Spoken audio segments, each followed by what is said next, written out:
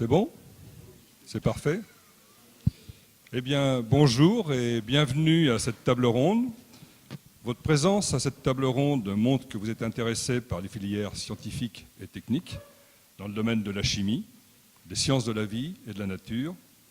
Mais quels sont les métiers dans ce domaine? En quoi consiste-t-il?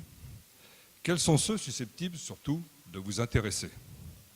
Pour tenter de répondre à ces questions, 4 témoins, plus un, dont je parlerai après, essaieront de vous faire découvrir, chacun leur tour, en quoi consiste leur activité dans leur famille de métiers, à savoir les métiers de la recherche et développement, avec Laure Abercorn, ici présente, les métiers de la production, avec Xavier Perrier, ici présent, qui se présentera à son tour comme les deux autres, les métiers de la qualité et de la sécurité, avec Béatrice Pointurier, et puis tout le reste des services nécessaires au fonctionnement de l'entreprise avec Olivier Lebrun.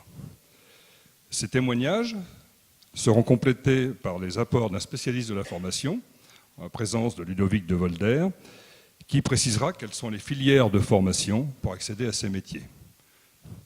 Dans un second temps, nous aborderons la question d'évolution professionnelle au sein de l'entreprise. Et bien sûr, nous souhaitons que toute cette table ronde de 50 minutes soit interactive et vous n'hésitez pas à poser des questions, voire même parfois à nous couper pour pouvoir poser vos questions. Alors, larguons les amarres pour 50 minutes d'information. Je vais d'ores et déjà passer la parole à Laure Abercorn qui va vous parler en quoi consistent les métiers de la recherche et développement. Je vais vous faire une toute petite introduction là-dessus, si ça veut bien tenir en place. Merci. En recherche et développement, l'innovation est au cœur de leur métier. Tout en amont, chercheurs et techniciens multiplient les études à la recherche de nouvelles molécules, de nouveaux produits. La recherche bibliographique, l'expérimentation, les calculs, les tests d'efficacité, de toxicité, les brevets aussi, font partie de leur métier. Laure, je vous laisse la parole. Bonjour à tous, bienvenue. Donc, effectivement, Laure Abercorn, je suis directrice d'un laboratoire de chimie médicinale dans une entreprise pharmaceutique. Et je vais vous parler du métier de chercheur en recherche. Alors d'abord, pour devenir chercheur, il faut être passionné, il faut être méthodique, il faut être rigoureux. Il faut aimer ça parce que la recherche, c'est long, c'est dur et il faut toujours y croire. Voilà, il faut savoir présenter ses résultats, il faut être concis, clair. Donc voilà, pas mal de qualités qui finalement sont importantes dans les autres métiers aussi. Alors je vais vous parler un peu plus de l'industrie pharmaceutique parce que c'est là que je travaille. Donc les chimistes, qu'est-ce qu'ils font? Si je peux vous faire une analogie très simple qui va parler à tout le monde, c'est qu'on a une cible biologique qui est une serrure et nous on synthétise les molécules qui sont les clés qui vont ouvrir ou fermer les serrures pour qu'il y ait un effet thérapeutique derrière. Donc les chimistes synthétisent des molécules pour répondre à une question posée par les pharmacologues. Donc les chimistes, on les retrouve dans les laboratoires, bien évidemment. Donc nous avons des aides de laboratoire, nous avons des techniciens, nous avons des cadres et des docteurs après.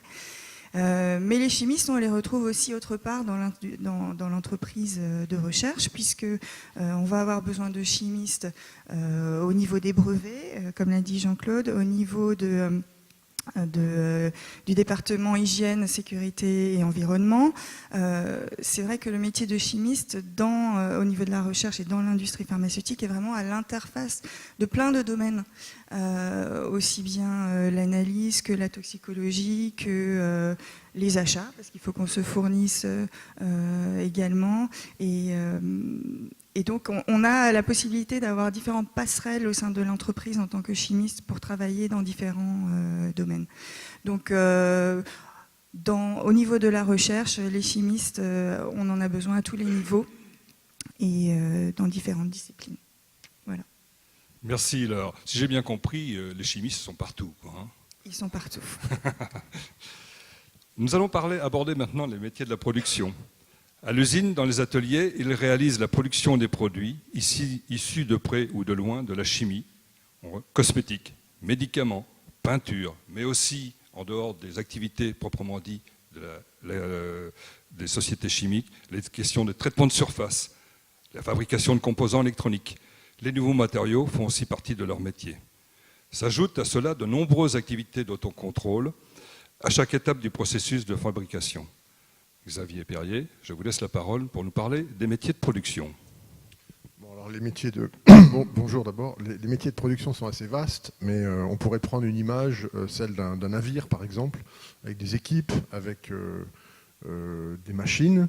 Une usine, c'est à peu près la même chose. Donc on a des équipes de différentes tailles, de petites équipes, de grosses équipes. Et on a surtout une organisation avec un fonctionnement, avec des procédures, avec des prises de décision. Et puis avec des gens de très bon niveau.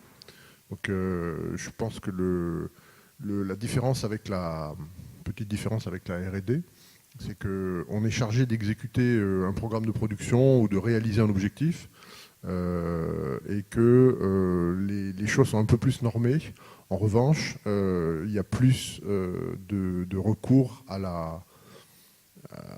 l'aspect humain, c'est-à-dire qu'on fonctionne avec des équipes et des flux et des machines, et que on doit, tout en exerçant sa créativité, on doit atteindre l'objectif. Alors j'ai des anecdotes, hein, mais je le dirai après. D'accord. Si j'ai bien compris, la production n'est pas un long fleuve tranquille. Alors quand ça marche bien, c'est un long fleuve tranquille, et c'est l'objectif en fait. L'objectif, c'est de ne pas avoir de panne, de ne pas avoir d'aléas. De rupture de charge. Et quand on a des aléas, en général, c'est la faute de la R&D. Ou alors... Non, c'est pas vrai. Non, l'objectif aussi, c'est de maîtriser tous les risques. Les risques qui peuvent être qualité, qui peuvent être financiers, des risques qui peuvent être aussi en matière de sécurité, parce qu'on a parfois des procédés dangereux. Donc il faut que les gens qui sont autour de l'ouvrage soient concentrés sur leur formation, sur leur progrès, sur l'attention aux autres. Et on a des parcours qui permettent de développer beaucoup les compétences. Très bien, nous aurons l'occasion d'en reparler justement dans la deuxième partie sur l'évolution professionnelle. Puisque, Xavier, vous avez abordé les aspects sécurité et qualité, écoutez, on va pouvoir passer la main à Béatrice Pointurier. S'assurer que les produits sont conformes au cahier des charges et que toutes les étapes de leur fabrication ont été respectées, voilà le travail des spécialistes de la qualité, et on en parle de plus en plus de l'assurance qualité. S'ajoutent à cela les activités de protection du personnel, des installations et de plus en plus d'actualité, la protection de l'environnement. Béatrice, je vous laisse la parole. Merci, bonjour à tous. Donc, Béatrice Pointurier, je suis responsable qualité, sécurité, hygiène, environnement dans un grand groupe chimique pour l'ensemble de la France. Alors aujourd'hui, qu'est-ce que c'est que nos métiers en partie qualité? Sur notre partie à nous, c'est vraiment la partie management, avec tous les référentiels ISO dont vous avez pu entendre parler de temps en temps. Et donc il s'agit vraiment de s'assurer que tout le processus est en place. Donc on ne focalise pas sur le produit qui sort et qui est de mauvaise qualité, parce que ça arrive de temps en temps, mais plus s'assurer que toutes les étapes pour réaliser un produit qu'on appelle toujours bon du premier coup, et toutes ces étapes-là soient respectées. Donc c'est le soutien aux usines pour cette partie-là. Et pour la partie sécurité, nous avons, je dirais, plusieurs métiers très divers. Des métiers que je vais appeler très techniques ou réglementaires. Donc la partie réglementation est importante au niveau de la sécurité, puisque, comme on a pu l'expliquer, il y a du développement, il y a des nouveaux produits qui sont mis en place. Il faut s'assurer après qu'on ait le droit de les produire. Donc on a des experts qui vont avoir toute cette partie réglementation française et qui vont ensuite suivre la réglementation du groupe. Il faut transporter nos produits, il y a une réglementation transport, il y a une réglementation commerciale. Donc toute cette partie-là fait partie des spécialistes. On a une autre partie technique qui va être plus pour les gens qui sont dans la maintenance, dans l'engineering. On modifie une usine, on construit une nouvelle usine, comment faire dès le départ, qu'elle soit faite avec tous les éléments de sécurité qu'il faut, y compris la partie protection feu, parce que ça fait partie de nos risques et donc il faut les impliquer.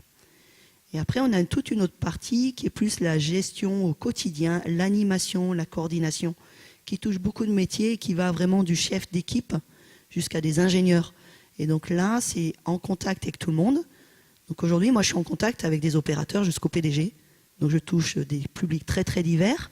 Donc il faut se mettre à la portée de tout le monde, comprendre le travail de tout le monde de tous les jours, quel est le risque en sécurité, quel est le risque à son poste de travail, et l'aider à trouver des solutions. Ça fait partie des animateurs de sécurité qui sont vraiment sur le terrain, qui font le quotidien.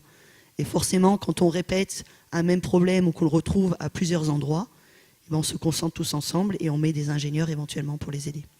Voilà, grande diversité, grand public, et je dirais un monde à découvrir et à redécouvrir. C'est un domaine où l'on écrit beaucoup.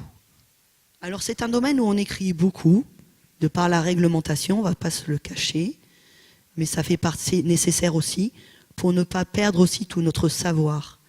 On a des anciens qui savent plein de choses et qui ont dans leur tête, et le fait de les écrire permet aussi de s'assurer qu'on passe le relais aux nouveaux et qu'on ne perd pas toutes ces connaissances et ces expériences. Parce que je dirais malheureusement, c'est de nos expériences et souvent de mauvaises expériences qu'on apprend. Donc l'objectif aussi n'est pas de nous embêter sous une forme, je dirais, administrative et paperasse, mais de cultiver sur cet acquis pour se souvenir que si on a mis ça en place, eh ben, c'est peut-être parce qu'il y avait eu un incident il y a quelques années, ce n'était pas pour rien, et qu'il faut bien le laisser en place. Merci Béatrice pour ces précisions. On va aborder maintenant le dernier point, la dernière famille de métiers qui existe dans les entreprises. Il s'agit des services. Nous avons intitulé cette famille de métiers les services, même si c'est un peu plus précis que cela. Sans déflorer le sujet, on peut dire que cette famille regroupe tous les métiers qui permettent aux autres activités de fonctionner ensemble, qu'elles travaillent en synergie et d'une manière la plus fluide et la plus efficace possible. Mais que viennent donc faire les chimistes dans cette famille professionnelle? Et peut-être qu'Olivier va peut-être pouvoir me répondre à cette question. Je vais essayer tout du moins. Bonjour à tous, je suis Olivier Lebrun, je suis directeur de la communication d'une société qui s'appelle VWR International. Et on a un stand ici, donc je vous invite à venir nous voir, on vous racontera tout ce que l'on fait. Alors en effet, je vais évoquer après les 3 grands blocs de métiers que vous avez déjà découverts, donc la partie R&D, la partie production, la partie qualité et environnement sécurité. Donc vous avez déjà entendu que dans chacun de ces blocs, il y a plein de métiers différents qui ont été évoqués. Ce qu'il faut dire, c'est que dans chacun de ces blocs, bien évidemment, les niveaux d'études et des personnes qui travaillent n'est pas le même. On va de quelqu'un qui peut avoir un bac pro jusqu'à un ingénieur ou un doctorant en fonction des entreprises. Donc une très très grande diversité de métiers et de niveaux fonctionnels et hiérarchiques. Et puis pour faire marcher tout ça et puis qu'il y ait une finalité, il faut bien évidemment les produits les stocker. Donc il y a tout un pan de métier qu'on appelle la logistique, qui consiste à stocker les produits qui ont été fabriqués par la production et les stocker de manière sécuritaire, là pour reprendre ce qu'évoquait ma collègue. Donc on ne stocke pas n'importe quel produit n'importe comment, il y a des réglementations, on vous a parlé de site Seveso, qui est une réglementation qui définit comment est-ce qu'on doit stocker les produits chimiques, à quel moment, quels sont les produits qui sont compatibles, ceux qu'on ne peut pas mettre ensemble. C'est idem pour le transport, puisqu'on a évoqué le transport des produits chimiques pour les envoyer vers les clients. Dans le même carton, on ne va pas mettre 2 produits qui sont incompatibles, donc il y a toute une réglementation qui doit s'appliquer. Et les chimistes qui sont dans les magasins et dans la partie logistique, entrepôt, on va dire, ils nous aident, même si l'informatique donne beaucoup d'indications à ce niveau-là, d'éviter de mélanger les produits qui n'ont pas à être ensemble. Si par malheur ils devaient se fracasser lors d'un accident, on viendrait faire un suraccident par rapport à ce qui s'est passé.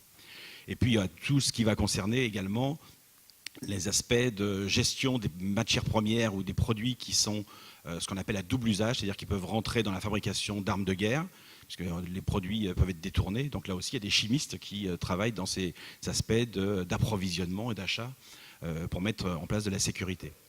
Ça, c'est l'aspect logistique. Et puis, une fois que les produits ont été stockés et qu'ils ont été fabriqués, il faut les vendre.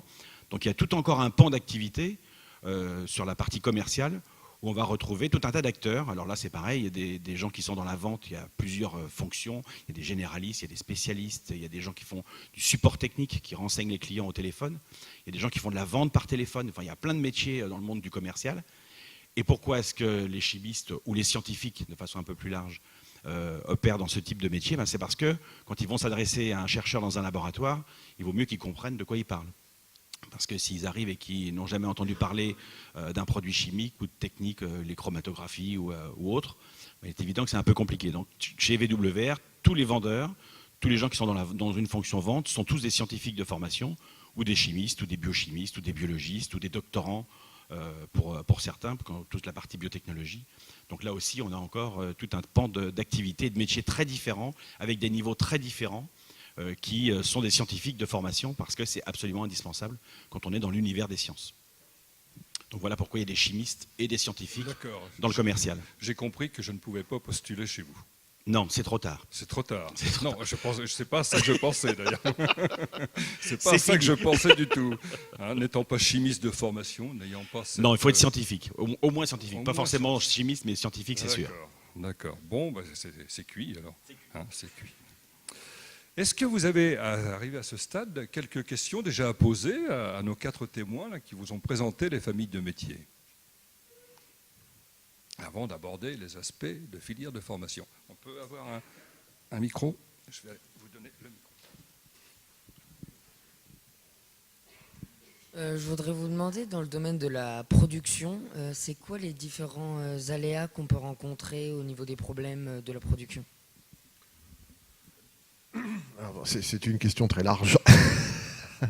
Parce qu'on peut en rencontrer beaucoup. Alors, comme je disais tout à l'heure, on peut rencontrer des problèmes de qualité, on peut rencontrer des problèmes de machines, des pannes, on peut rencontrer des problèmes selon les produits, parfois on a des petites explosions aussi. Mais ça, il ne faut pas rencontrer beaucoup parce que c'est jamais très bon.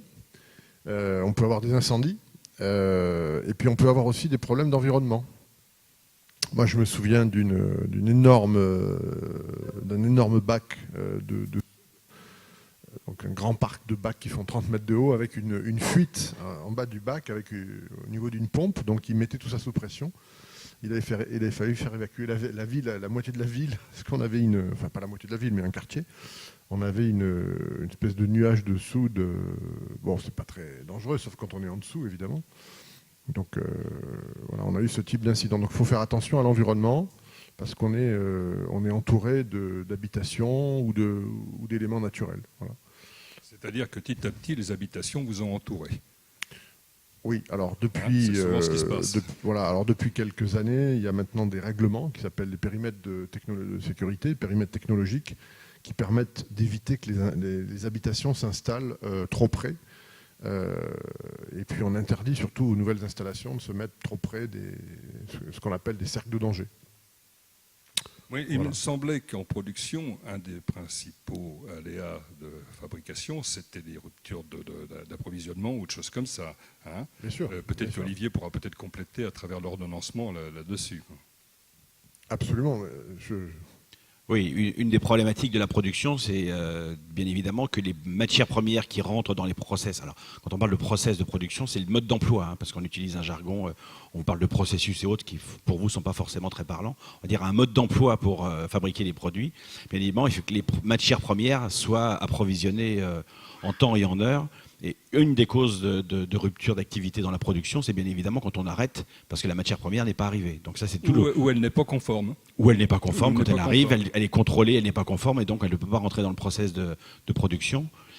Et donc ça, c'est un métier à part qui concerne les achats et ce qu'on appelle l'ordonnancement, c'est-à-dire de faire en sorte que le bon produit de bonne qualité soit bien présent au bon moment, parce que quand une chaîne de production s'arrête, évidemment, ça a un coût énorme pour l'entreprise, en fonction évidemment de ce qu'elle produit.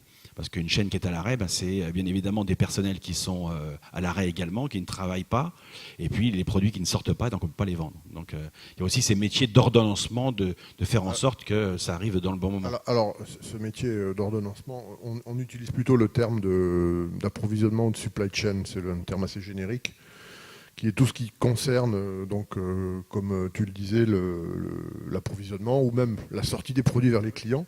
Alors, c'est pas spécifiquement de la production, mais effectivement, c'est des opérations, quoi. Donc, je pense que là aussi, ça met en œuvre la supply chain, des compétences et des méthodes qui sont assez proches comme tu dis, de la production. Et c'est très important, effectivement. Si vous avez une boulangerie industrielle qui manque de farine, ça va être un peu compliqué pour faire tourner l'usine. Le dimanche, on va avoir Voilà. du mal. D'autres questions par rapport à ces témoins des métiers?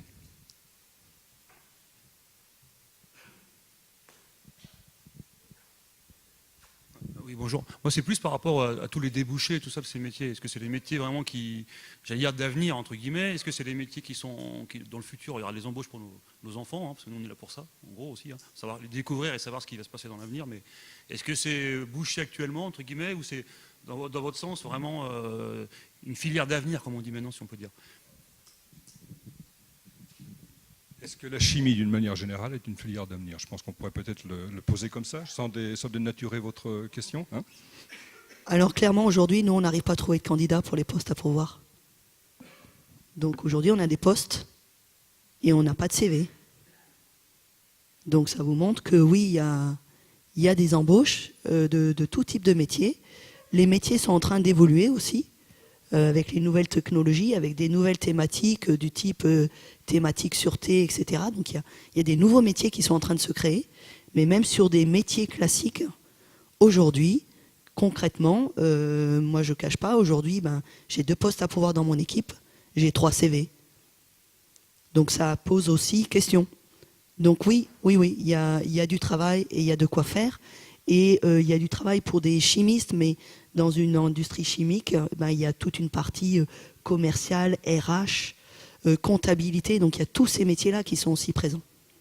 Donc moi je dis aujourd'hui, dans la chimie, il y a du travail, il y a du boulot. Et vu ce qu'on fait avec toute la chimie, ça ne va pas s'arrêter demain.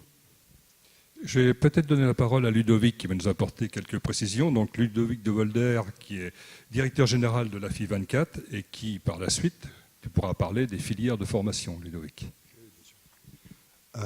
Bonjour à tous, et je vais rebondir sur votre question parce qu'elle est évidemment majeure. Donc je suis effectivement Ludovic de Volder, je suis directeur général de la FI 24. Et je vais vous parler formation, mais j'espère plus avoir des questions sur l'orientation parce que par rapport à ce que nous ont dit tous nos brillants intervenants, c'est vrai que je vois qu'il y a pas mal de parents dans la salle et je crois que c'est éminemment important puisque vous êtes des relais majeurs sur l'orientation des enfants, de vos enfants aujourd'hui et plus généralement de tous ces candidats qu'on a du mal à trouver. Et je rebondirai sur ce que vient de dire Béatrice par rapport à l'axe de formation qui est le nôtre aujourd'hui, qui vise à former des jeunes pour les sciences avec un grand S, d'accord, puisque là aussi, on ne l'a peut-être pas encore rappelé suffisamment, mais la jonction aujourd'hui entre la chimie, la biologie, la physique est extrêmement ténue, d'accord. Tout ça se mélange beaucoup, les métiers évoluent beaucoup, et je crois qu'il ne faut pas commencer à dire je veux faire telle ou telle science. Il faut plutôt savoir si on veut s'orienter vers les parcours scientifiques ou pas. S'agissant de l'offre de formation qui est la nôtre et qu'on a calqué sur les besoins des entreprises qui sont ici présentes, c'est-à-dire qu'aujourd'hui, l'offre de formation, elle va de bac à bac plus 6 et elle est globalement sectorisée dans le domaine scientifique sur des grands secteurs que sont la production, la R&D, la qualité, santé, sécurité, environnement et ce qu'on appelle plus communément les fonctions tertiaires où on va retrouver les achats et les choses comme ça. Aujourd'hui, moi je suis plutôt spécialisé dans toute la partie alternance, c'est-à-dire ce qui fait la jonction entre un cursus académique et le monde de l'entreprise avec ce mi-temps que vous connaissez et ce qu'on entend beaucoup aujourd'hui au regard de la réforme. Pour corroborer les propos aujourd'hui, moi sur la rentrée de cette année, d'accord, donc on a fait rentrer un peu plus de 850 jeunes sur les différents parcours. J'ai 450 offres de contrats d'apprentissage ou d'alternance proposées par les entreprises, en plus que je n'ai pas su pourvoir. 450 offres que je n'ai pas réussi à pourvoir. Alors, ce n'est pas uniquement des offres à bac plus 6, voilà, ça part du bac pro, d'accord, jusque effectivement au niveau master et au-delà. Alors, quelle en est la raison? Et là, on peut probablement échanger. Je pense qu'il y a une grande problématique d'orientation. Et ce sur quoi je voulais insister, c'est sur le fait que la filière verticale n'est probablement pas la seule possible. Aujourd'hui, toute l'offre pédagogique qui est proposée par nos établissements partenaires, elle vise 3 choses. Premièrement, effectivement, la possibilité d'une filière verticale. Donc quelqu'un peut rentrer en production en terminal bac pro et monter jusqu'au titre d'ingénieur. Il n'y a absolument aucun souci. Ça, c'est le premier point, mais il ne faut peut-être pas raisonner uniquement comme ça.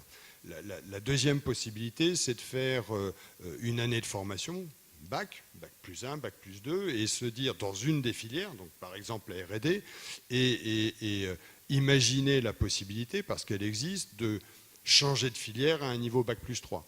D'accord ? C'est une des raisons pour lesquelles aujourd'hui on a énormément de mal à trouver typiquement des acheteurs scientifiques, on n'en trouve pas. Voilà, moi j'ai travaillé pendant 15 ans dans l'industrie pharmaceutique en faisant des produits de contraste et on avait besoin d'iode. D'accord ? Les acheteurs, on cherchait des gens qui étaient capables d'acheter de l'iode en Inde. Alors on peut avoir un diplôme d'acheteur, sauf que si on ne connaît pas un tant soit peu les produits qu'on est susceptible d'acheter, et ça c'est vrai pour tout, c'est extrêmement compliqué. Voilà. On ne trouve pas d'acheteurs scientifiques. On a énormément de mal à trouver des techniciens ou techniciens supérieurs dans les domaines de santé, sécurité, environnement, parce que la filière santé, sécurité, environnement, elle n'existe pas au niveau du bac. Il n'y a pas une filière, alors si, il y a quelques formations, mais c'est pareil, quelqu'un qui ne va faire que de l'hygiène, santé et environnement n'aura probablement pas la culture nécessaire. On voit des gens qui évoluent du domaine de la production ou du domaine de labo et qui vont basculer dans les domaines santé, sécurité, environnement. D'accord ? Donc ça, c'est le deuxième point. La possibilité de changer de filière. Et la troisième, c'est ce pourquoi moi je milite beaucoup aujourd'hui aussi, c'est de dire qu'à un moment donné ou à un autre, on peut s'insérer professionnellement à bac plus 2 ou bac plus 3. Hein, il y a énormément de postes aujourd'hui. Un exemple très concret, PSA Peugeot Citroën pour travailler sur les moteurs Peugeot Sport des Formule 3000 m'ont proposé 17 offres bac pro. Impossible à pourvoir. Je n'ai pas trouvé les candidats.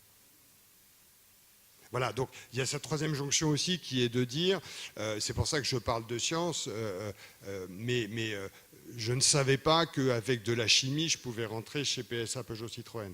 D'accord ? Donc il y a tout le travail et c'est tout l'objet du village là aussi où on a ce cœur d'établissement pédagogique et des entreprises en périphérie pour essayer de faire la jonction entre la typologie de diplôme que je peux faire et les possibilités de sortie. Donc pour répondre, et je conclurai là-dessus, pour répondre à votre question, des emplois, il y en a des centaines. Ne serait-ce que je vous dis à mon périmètre, on a des centaines d'offres qu'on n'a pas réussi à pourvoir. Et une des grandes problématiques, c'est d'arriver à faire la jonction entre la typologie de métier qui est proposée et les cursus pédagogiques qui, malheureusement, avec leurs acronymes particuliers, ne permettent peut-être pas de faire le plus simple d'un point de vue orientation. Donc je pense que, et c'est une des forces de nos dispositifs, on peut rentrer dans une filière, sachez qu'on peut en changer à n'importe quel moment et que de l'emploi, il y en a énormément, si tant est qu'on reste sur le domaine des sciences pour ce qui nous concerne. Donc, merci Ludovic. Si j'ai bien compris, ça veut dire qu'il y a un problème d'adéquation entre le dispositif de formation et les besoins des entreprises, auxquels la FI 24 tente de répondre. Alors, je ne me permettrai pas de dire qu'il y a une dichotomie entre l'offre et la demande. Je reste persuadé que la problématique de l'orientation et la non-connaissance par les acteurs de l'orientation aujourd'hui des possibilités offertes dans des entreprises qui ne sont pas mécaniquement affiliées à tel type de diplôme conduit à ce que des personnes se fourvoient, certains s'enquillent entre guillemets dans ce que moi j'appelle des cercueils à 10 places, c'est-à-dire que oui, c'est très bien de faire tel type de formation, mais il n'y a pas de boulot derrière. A contrario, il y a des centaines d'emplois, mais aujourd'hui, bon voilà, il faut savoir que il n'est pas sûr que la jonction entre les grands cimentiers et la chimie soit faite spontanément. Il y a énormément de besoins aujourd'hui dans la formulation des bétons et des ciments, mais la jonction mécanique entre formulation, béton, ciment et chimie n'est pas mécaniquement faite. C'est pas là qu'on irait chercher les chimistes. Voilà, on ne sait pas qu'effectivement... Bon, dernier exemple, si je peux me permettre, aujourd'hui on a beaucoup de demandes dans les assurances. Alors ça paraît très surprenant. Ouais. Comment se fait-il qu'on ait besoin de chimistes dans les assurances? Mais quand vous voyez toutes les problématiques qui sont alors associées au climat et tout ce qui s'ensuit, aujourd'hui, les entreprises d'assurance recherchent à avoir des compétences techniques très fortes pour pouvoir qualifier correctement le risque. Et du coup, adapter les polices d'assurance. Et ça, ce ne sont pas des gens derrière des micros qui vont faire ça, derrière des ordinateurs, j'entends. Ce sont des gens qui ont une connaissance scientifique, qui vont pouvoir, au sein de l'entreprise, exprimer et qualifier la gestion de risque, permettant à l'entreprise d'assurance de paramétrer ses polices en fonction du risque. Voilà, donc on est sur une vraie problématique d'orientation et de connaissance des métiers, encore une fois, objet de cette manifestation, de faire comprendre quels sont les métiers possibles et le panel, sachant qu'il est extrêmement large. Est-ce que ça a répondu à votre question? Je crois que Ludovic en a profité pour dresser un panorama assez large de l'utilisation des chimistes. Madame.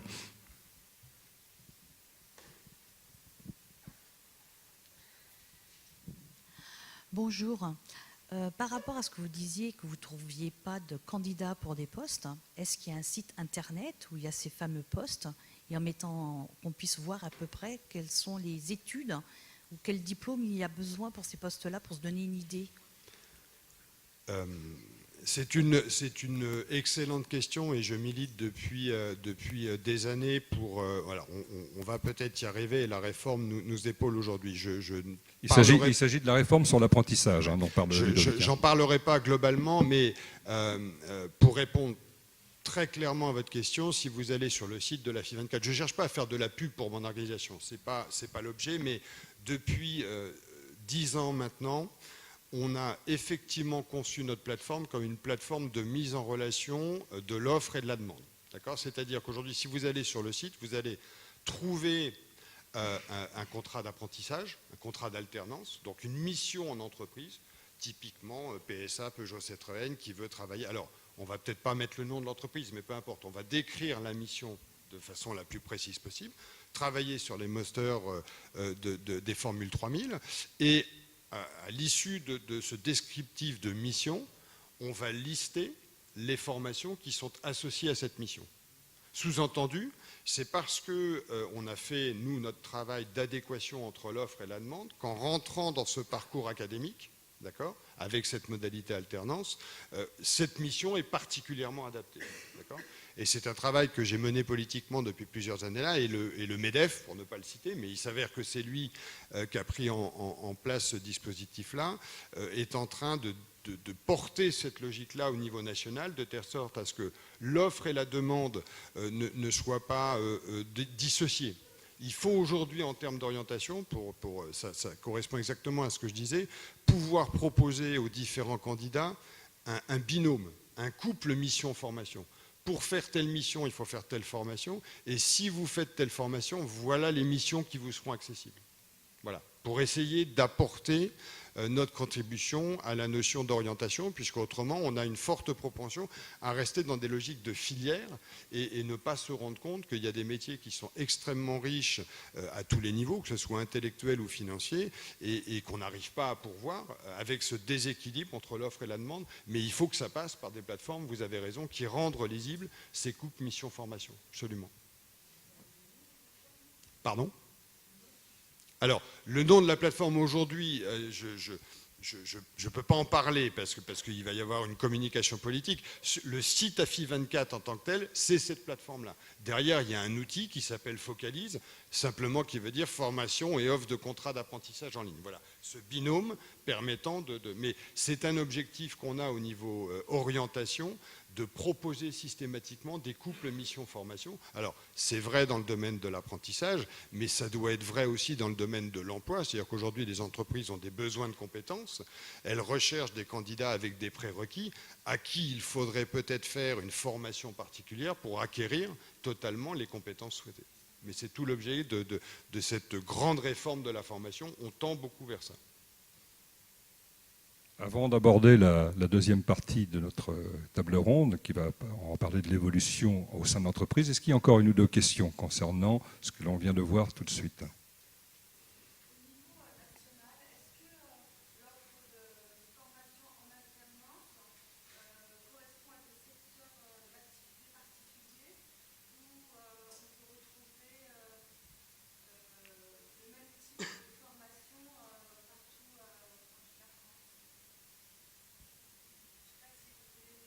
Vous parlez de secteur géographique ou de secteur d'activité? Les deux.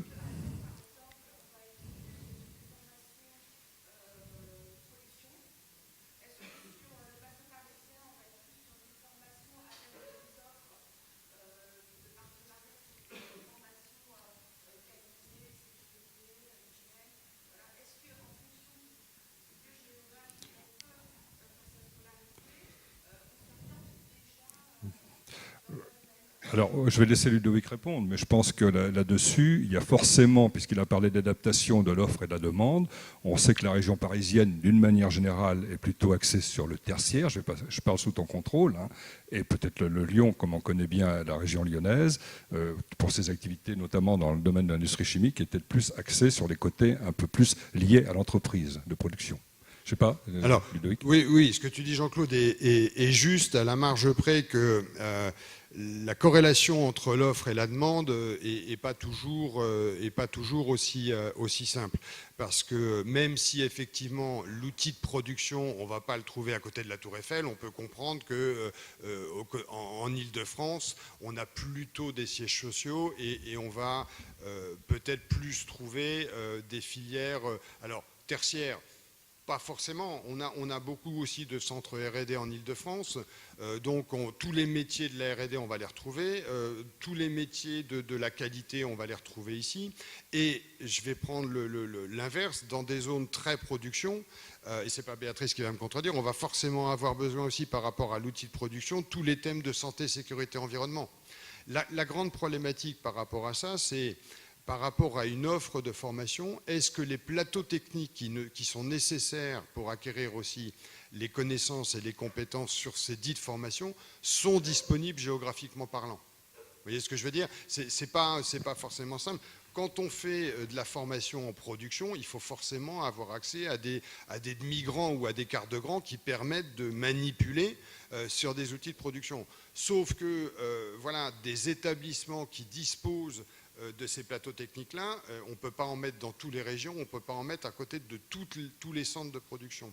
Et je reviens sur ce que j'évoquais tout à l'heure. L'objectif, effectivement, à terme, au niveau national, c'est de rendre lisibles ces différentes missions de telle sorte à ce que, éventuellement, le candidat choisisse le lieu de formation qui soit le plus approprié.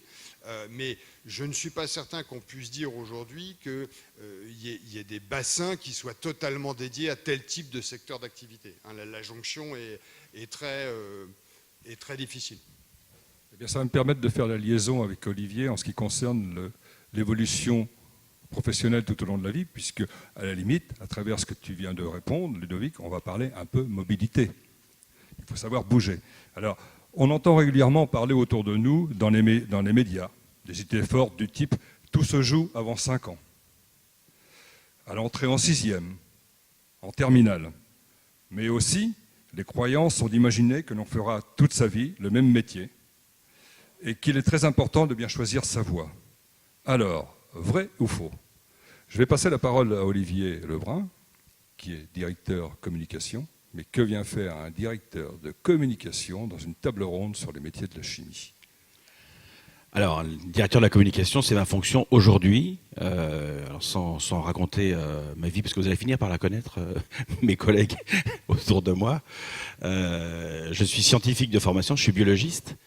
Et j'ai commencé à travailler dans une entreprise comme conseiller technique, c'est-à-dire que j'utilisais mes compétences scientifiques pour pouvoir rencontrer des scientifiques dans le monde du laboratoire d'analyse médicale, hein, quand vous allez vous faire une prise de sang pour faire un dosage de cholestérol ou de triglycérides. Et donc mon rôle était d'aller rencontrer les biologistes dans ces laboratoires et pour discuter avec eux des produits qu'on pouvait leur proposer, parce que c'était une approche commerciale en amont d'un point de vue technique.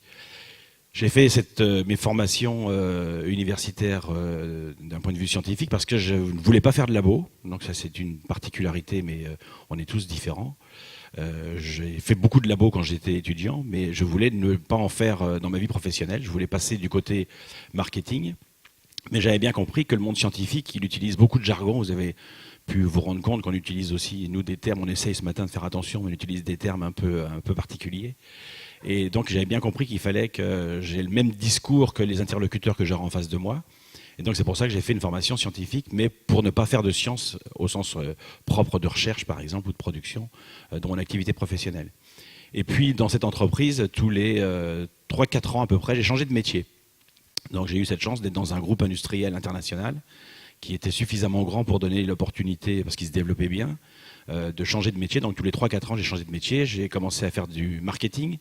J'ai été en formation en Suisse pendant une semaine avec des Américains, et quand je suis revenu, on m'a nommé chef de produit, donc pour m'occuper d'une gamme de produits qu'il fallait commercialiser en France.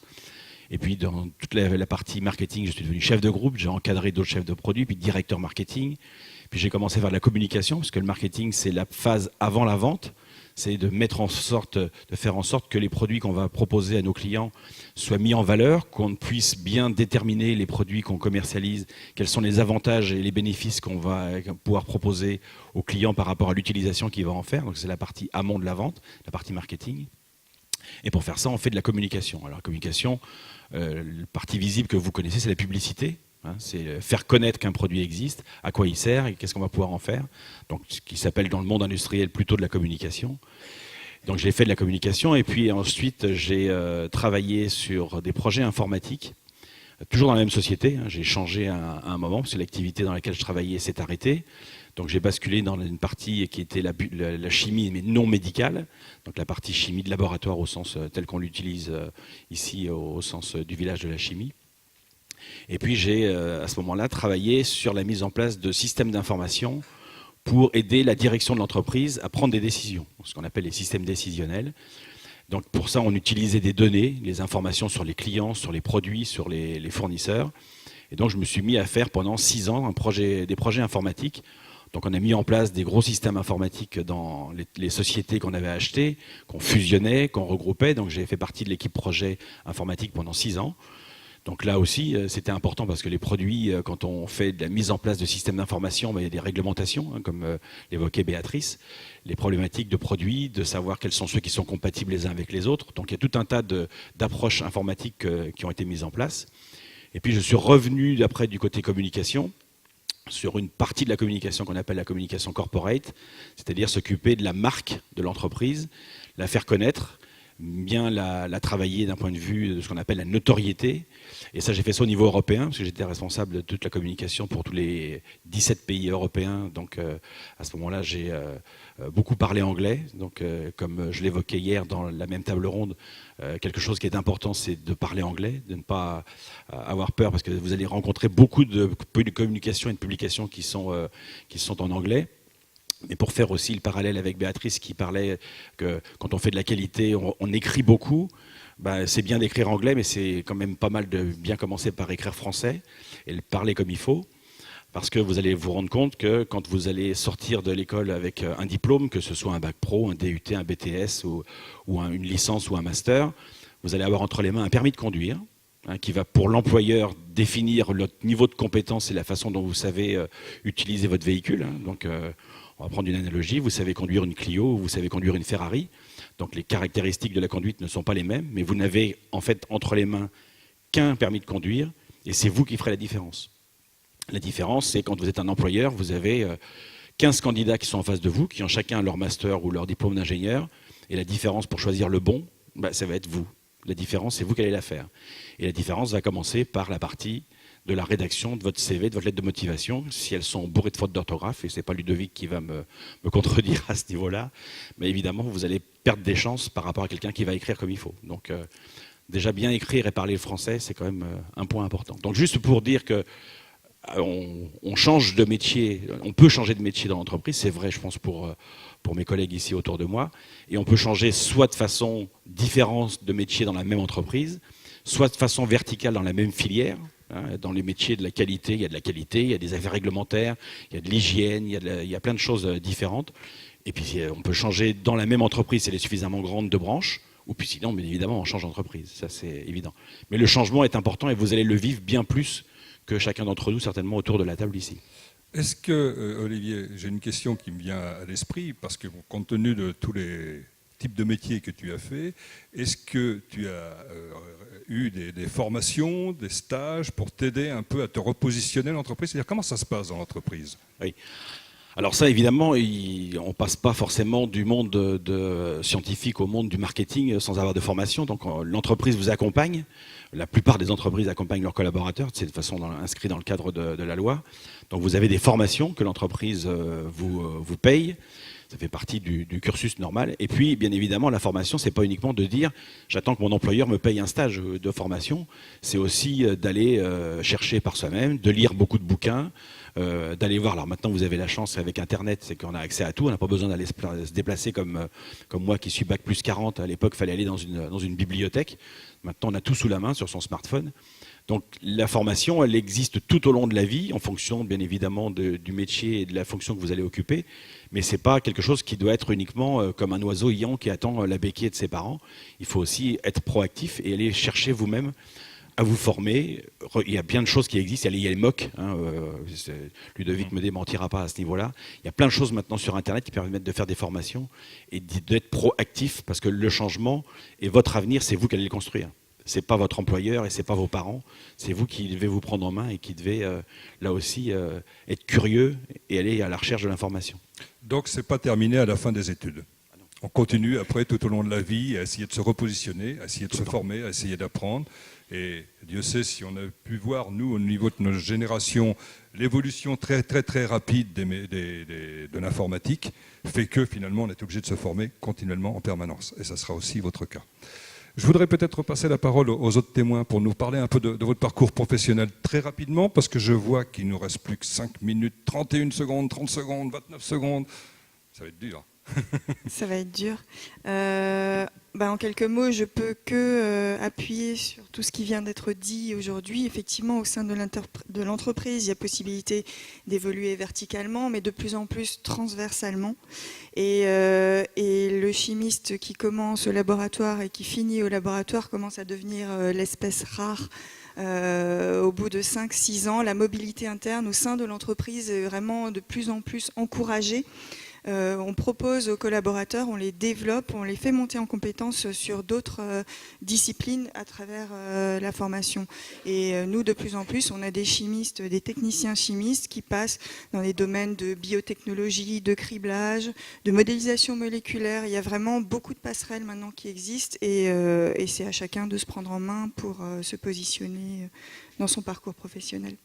Merci Laure. Xavier, on arrive comme ça, à ce niveau-là, du jour au lendemain, grâce aux études, ou ça se fait comme ça, petit à petit? Alors moi, j'ai fait des études d'ingénieur et j'ai démarré donc un petit peu dans la R&D, et puis ensuite assez longtemps dans la production, comme je l'ai dit tout à l'heure. Et puis à 39 ou 40 ans, j'ai décidé de faire une formation pour faire un peu plus de commercial et de compréhension de l'entreprise, ce qui fait que j'ai un petit peu évolué. Tout en continuant à faire un peu de production, je me suis également intéressé aux questions de commerce. Voilà. Et donc j'ai eu ce parcours qui, selon moi, est assez logique, assez naturel, pour mettre, comme on le disait tout à l'heure, en valeur ce que j'ai appris sur le terrain, ce que j'ai appris sur l'aspect aussi économique des usines, au profit d'une fonction plus générale pour l'entreprise, et notamment la fonction commerciale. Voilà. Donc aujourd'hui, je suis plutôt commercial. D'accord. Et alors, et demain? Écoutez, demain, qu'est-ce qu'on aimerait faire je pourrais très bien retourner à des fonctions de production ou continuer dans le commerce, ou au lieu de diriger une branche, de diriger une entreprise. On verra bien. D'accord. Béatrice?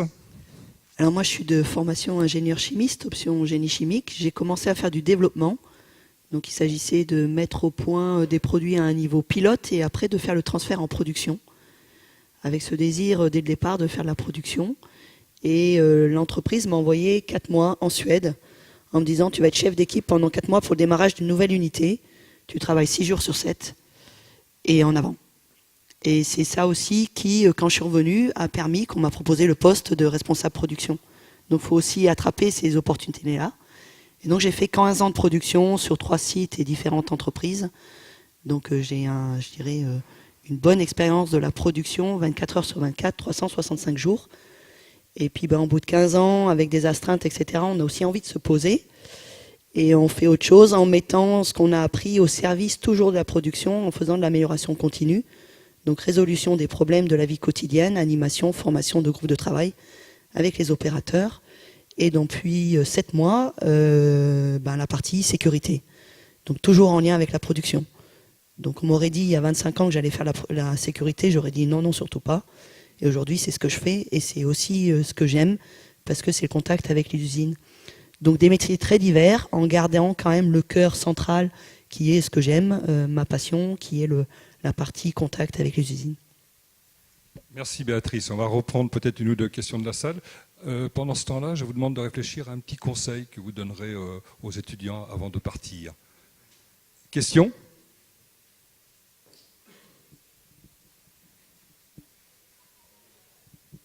Oui, bonjour à tous. Donc effectivement, on est là par an parce que nos enfants aujourd'hui, ils ont 16 ans et on leur demande de choisir une filière. Alors la voie royale que tout le monde dit, c'est S. Si tu ne fais pas S, tu n'iras nulle part. C'est-à-dire que si tu prends une voie technologique ou une voie pro, c'est dévalorisant. Et donc les enfants aujourd'hui se posent des questions. S'ils sont capables ou pas capables, quand on voit les grandes écoles, ils recrutent ne serait-ce qu'une filière technologie STL, il y a très peu de place. Et quand ils y vont, sur les 10 qu'ils ont recrutés, il n'y en a que 2 qui arrivent à passer, parce que c'est dur, parce qu'ils n'arrivent pas à se mettre au niveau. Alors donc la question aussi, c'est quand on vous écoute, vous avez tous fait, quand on vous entend, des études d'ingénieur, donc vous avez fait ces grandes études. Et donc aujourd'hui, les enfants, les nouveaux métiers qui existent, est-ce que les filières, elles existent pour leur apprendre ces métiers-là? Je n'ai pas l'impression. Donc s'ils ne veulent pas faire S, ES, économie-gestion, si ça ne les intéresse pas, le littéraire non plus. C'est compliqué aujourd'hui à 16 ans de savoir sur quelle voie s'engager. Et où est-ce qu'on va atterrir quand on va avoir fait son choix? Si ça ne nous plaît pas, est-ce qu'on peut revenir dans la filière générale? Souvent, non. Et pourquoi faire? J'entends parler de vos cercueils à 10 places. C'est un peu ça. Quand on voit 66% des enfants qui vont en S, la moitié qui finalement arrivent en université et sont en échec. Donc le problème de l'orientation, il est très compliqué aujourd'hui. Et vraiment, c'est des décisions difficiles à leur faire prendre parce que peut-être on se trompe aussi, nous, dans la voie qu'on leur demande de prendre parce que ce n'est pas forcément l'avenir qui va être là pour eux. Donc c'est très compliqué. Merci bien. Peut-être, je pense que c'est Ludovic qui va tenter de répondre à cette question. Le point que vous évoquez, est majeur. Et effectivement, faire un choix à 16 ans est extrêmement compliqué. Alors, j'ai naturellement pas la solution. Maintenant, je peux vous donner la façon dont nous on raisonne par rapport à ça. J'aurais tendance à dire déjà, et ça c'est peut-être un message que les parents doivent entendre, l'échec est de rigueur et perdre un an n'est rien. Perdre un an n'est rien. Pourquoi je dis ça? Parce que cette année, ça fait plusieurs années qu'on y réfléchit, mais on a monté ce qu'on a appelé une passerelle science. D'accord, pour permettre justement à des candidats qui n'ont peut-être pas eu l'opportunité de faire S ou d'avoir un bac S, mais limite, voire un autre bac sur toute une année complète, totalement gratuite, permettre à ces jeunes-là justement de réintégrer un parcours scientifique. Alors, effectivement, il va falloir bosser un peu, on va faire des maths, de la physique, de la chimie, mais avec des niveaux de classe et des effectifs relativement restreints, et avec comme objectif pour moi, in fine, que 80% intègrent un parcours type BTS, DUT, dans les filières où j'ai dit, et j'affirme, qu'il y a de l'emploi. D'accord ? Donc, et c'est toute la problématique de l'orientation que vous évoquez, mais je crois que ça passe par le fait de pouvoir dire, ma fille, mon fils, perd un an, c'est pas grave. Alors, je ne vais pas utiliser le terme, le banni de redoublement. Il ne s'agit pas, parce que là, c'est la catastrophe, là, je vais me faire tirer à vue. Il ne s'agit pas de parler de redoublement, il s'agit, je crois, de dire que le droit à la réorientation doit devenir un droit. D'accord ? Et de permettre à quelqu'un qui, effectivement, s'engage dans une voie, et ce que vous évoquez est parfaitement juste, je le vis tous les jours, 70% des étudiants de L1 se plantent.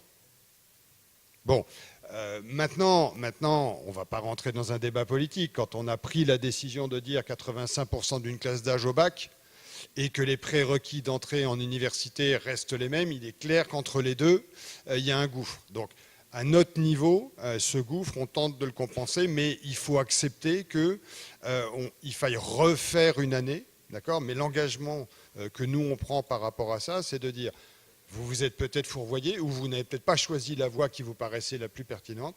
On vous propose de vous accompagner pendant 1 an pour vous redonner les fondamentaux, le socle.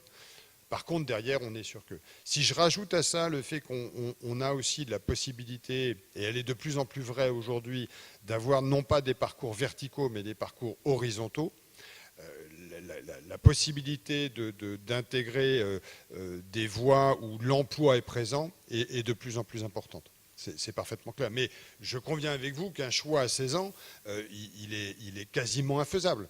Il est quasiment infaisable parce que pour la plupart des jeunes qui sont ici dans cette pièce, de toute façon, ils ne connaissent pas les métiers, ils ne connaissent pas les emplois. D'accord ? Donc, j'aurais tendance à dire qu'il faut faire un test, se rendre compte si on est adapté. Voilà, Olivier disait tout à l'heure, je ne veux pas faire de labo. Oui, mais pour savoir qu'on ne veut pas faire de labo, il faut peut-être en avoir fait. Il faut peut-être tenter une année, se dire qu'on tente une première année de BTS et puis on se rend compte que ce n'est pas ça. Et oui, accepter. Je crois que la plus grande force des parents aujourd'hui, c'est d'accepter le fait que son fils, sa fille peut perdre 1 an. Ce n'est pas une année de perdu. Dans une vie professionnelle, c'est loin d'être une année de perdu et il vaut peut-être mieux revenir en arrière et reprendre une voie adaptée plutôt que de se forcer à rester dans une voie qui, malheureusement, conduira pour certaines d'entre elles à des voies d'échec dans le cadre de l'insertion professionnelle. Merci Ludovic pour ces précisions. Je pense qu'il fallait vraiment le dire et que c'est important que vous, parents particulièrement, le sachiez. On va terminer cette table ronde. Je vous ai demandé peut-être quels petits conseils vous côtoyez des étudiants dans votre milieu professionnel. Quels petits conseils pourriez-vous donner aux étudiants que vous côtoyez comme ça? Alors très très court, hein, je ne veux pas une phrase, 2 phrases maxi. S'il vous plaît, Béatrice. Faites-le avec votre cœur. Pardon? Faites-le avec votre cœur. D'accord. Olivier?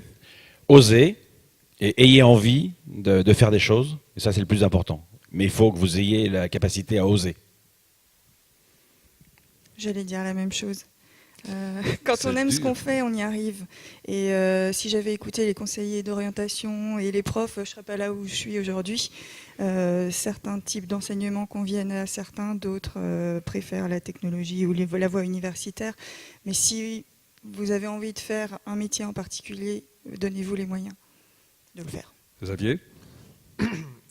Écoutez, j'ai envie de dire, engagez-vous dans la chimie, renseignez-vous, prenez des projets et lancez-vous. Il y a vraiment de quoi faire. Merci. Juste pour terminer, je vais vous donner 2 informations. Donc sachez que sur le forum de Village de la Chimie, vous avez aussi Média Chimie, où vous pouvez trouver un très grand nombre d'informations en ce qui concerne les métiers de la chimie. Ça vous permet de balayer déjà un petit peu ce qui existe. Et sachez aussi que toujours à côté, dans le hall à côté, il y a aussi l'ONICEP qui vous permettra aussi, avec ce petit livret, qui vous permettra aussi de comprendre en quoi consistent les métiers de la chimie. Merci. Si je peux juste me permettre, pour ceux qui veulent, il y a aussi 3 petites brochures qui sont en anglais. Ça peut faire un bon petit exercice sur différents métiers dans la chimie, aussi bien des métiers techniques que des métiers recherche et développement, que des métiers plutôt business. Donc c'est disponible sur les chaises. Merci pour votre contribution. On espère quand même avoir apporté le maximum d'informations. Merci pour votre participation. Et bien sûr, si vous avez des questions à poser à nos intervenants, n'hésitez pas. Bonne journée.